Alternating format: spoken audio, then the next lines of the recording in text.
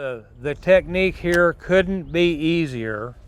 I'm using what's called the Carolina rig.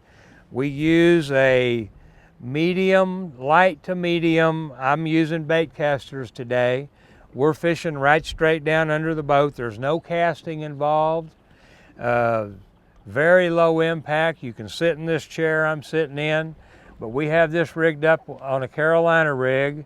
I've got a 2-ounce slip sinker, and I'll use a little bead there to protect the knot that I tie in the line to the swivel. The sinker would beat that knot up during the course of the day and cause me to break my line. So that bead protects my knot, and then a swivel, and then I have a 2 to 3 foot long fluorocarbon leader tied on to a 3/0 circle hook. I find that the circle hooks allow me to catch a lot of fish that are just hooked in the lip. So during the course of the day, I'm going to release a lot of fish. You know, we have 10 fish back there in the box. Spencer and Bill were fishing today. We're going to clean 10 fish. We probably caught 25 or 30 fish, but we released the rest of those fish unharmed. We only kept the fish that were hooked deep down in their throat today, so they wouldn't have survived if we would have turned them loose anyway. So that's the rig, and about a 4-inch live shad to catch these guys with. But you just put the shad on the hook. I think we've got some video of that in the show. Drop that shad right straight down, put the rod in a rod holder, and you know, just drop that bait down to the bottom. I push the button, drop it down to the bottom, holding my finger on the spool. When it hits bottom, I close it, turn it up about 3 turns, and let the shad do all the work. That's what he came for. And when the rod tip goes in the lake, just bring the fish in, net him, put him in the box.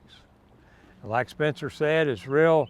You know, if you have 3 or 4 people in the boat and fishing, and I use the little clickers like Spencer was mentioning there a while ago, it's a lot easier to keep track of how many fish you put in the box. And I am, you know, there isn't anybody on this lake more concerned about conserving this fishery than I am. We take it very seriously to, you know, we want to catch our limit each day, but we don't try and go over our limit. We don't need to. If you've got 5 fish and they're going to be nice, you know, 15 to 20 inch, maybe a couple of them over 20 inches, you're going to have a gallon of skinned and boneless fillets to take home. And you know, that's a really nice meal, and these are really good eating fish. They've been in that live well all day, and it's a fish boxer. You know, it's not a live well, but that keeps that meat in tip-top condition. As I fillet these fish, I'm going to fillet them, skin them, cut the rib bones out, and I'm going to drop them in this ice water, chill them down even more. And we're going to bag them up, and then I'm going to put them in this big cooler on ice again. So when we get back to the ramp, they're going to be in excellent condition. You can take them home. These fish are, if you eat these fish tonight, they're going to be some of the best fish you've ever had. They're still good if you freeze them. Yeah. They're fine. But if you eat them the day you catch them, they are really, really good. And like we said earlier, you can do anything to them. You can do anything to them. So I get these guys out. I clean a lot of fish. And one thing I do is I don't cut through the rib bones. And you'll see as I get going here, I'm going to cut around the ribs, take the fillet off and skin it and drop it in the ice. But I cut him right here on a diagonal. I try not to cut into the guts any. And right down, I can feel that last rib and stab it through. And now I haven't worn my blade out cutting through any ribs. And I cut right around there like that. Flip him over.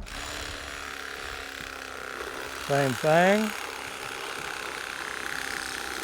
Cutting right down close to his backbone. There's a little bone right there at the front of that fin. Cut it down to the top of those ribs. And I've got 2 nice fillets off of that fish. Nothing left but the carcass. This is all the rib bones and stuff that you'd throw away anyway. And he goes in the lake. Now that right there is legal to do that. We get, as game wardens, we get a lot of phone calls. People say, hey, so-and-so just cleaned their fish and tossed them back in the water. Well, we'd rather they toss them back in the water, let the other fish eat them, than then throw them on the bank and every other fisherman's got to smell them stinking. So, absolutely. So state law allows a person to dump them back in the water. I hate going to the boat ramp and launching my boat and stepping out of my truck and seeing a big pile of catfish heads and carcasses laying there with a gazillion flies on it, and 50 of them get inside my truck when I've stepped out of my truck. I really don't like to see people cleaning fish up on the bank. Yeah. It gets nasty. A lot tidier. I can tell you the simplest recipe for these things right here. Just leave them just like that. Make sure there's no bones in them. Soak them in Italian dressing. Leave the skin on. Put it on the grill on medium heat. Oh yeah. It's unbelievable. Yeah. I love grilled fish. And I'll grill them like that, do the same thing. And then what I like to do with them is crumble it up after they're cooked and make like fish tacos. Yes. Like fish fajitas or something. And of course your ingredients list is as big as you want it to be. Right. Yeah. Just, whatever you like.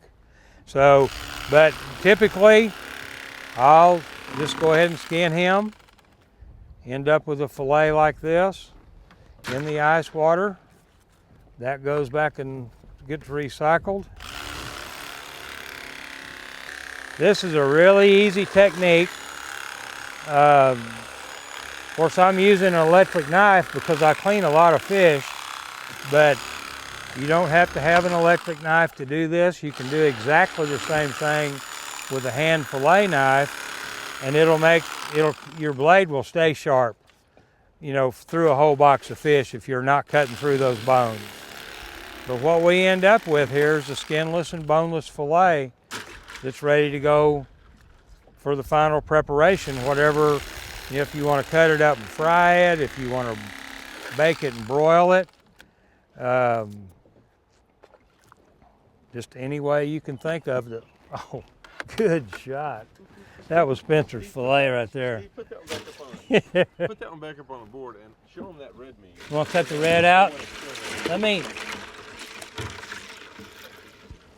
That's just Yeah. People might want to eat that, but that's not good. Yeah. That's a good point.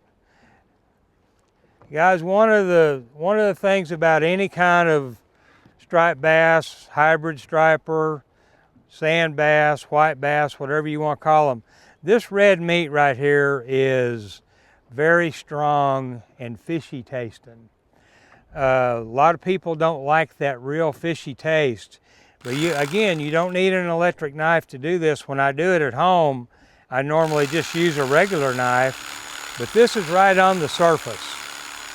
And I'm just cutting down probably no more than 1/16 of an inch, and I'm going to remove all this red.